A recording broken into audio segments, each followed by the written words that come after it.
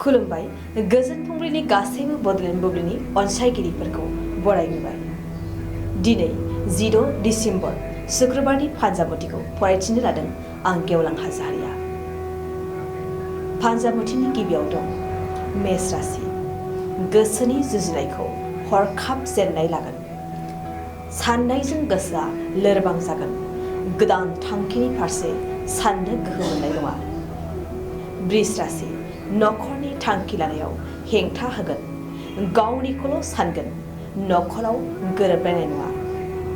मिथुन राशि। गोसोआव बोलो फैगोन। गोसोनि बोलोजों मावनो हायै खामानिखौबो मावफुंनो हागोन। मोजां सान। कर्कट राशि। नोंथांनि थाखाय खैफोद गोनां सान। गारि मटर सालायनायाव गोग्लैगोन। लामा हान्थिनायाव सांग्रां जानाया मोजां। सिंह राशि। माबा मोनसे मावनो लानाया जाफुंसारगोन। खस्थ'नि फिथाइखौ मोनफुंगोन। गोसोआव गोजोननाय लागोन। कन्या राशि। गावनि गोरोन्थिखौ बुजिनाय नङा। गावनि दायावनो नखराबो खहा जागोन। सानै हयै सोलिनाया नोंथांनि साबसिन। तुला राशि। बबेबा मोनसे बाथ्राखौ लानानै गोसोआव हाजासे रंजागोन। लोगोफोरजों मिनि खुसि समखौ बारहोहरगोन। वृश्चिक राशि। हरखाब खामानि मोननो हागौ। दिनैनि साना साख्रिनि फारसे मोजां। नाजानाय थायोब्ला माबा मोनसे जुफिनायनि मिजिं दं। धनु राशि। आंगो लोगोजों थगायजागोन। गुबुनखौ फोथायनायनि सिगां गोबां खेब सानग्रो। गुबुननि फान्दायनायाव आवा फावा जानांगोन। मकर राशि। नखराव नांलाय खमलाय जागोन। बबेबा मोनसे जेंनाया नखराव दावराव दावसि लाबोगोन। दुखु जागोन। कुम्भ राशि।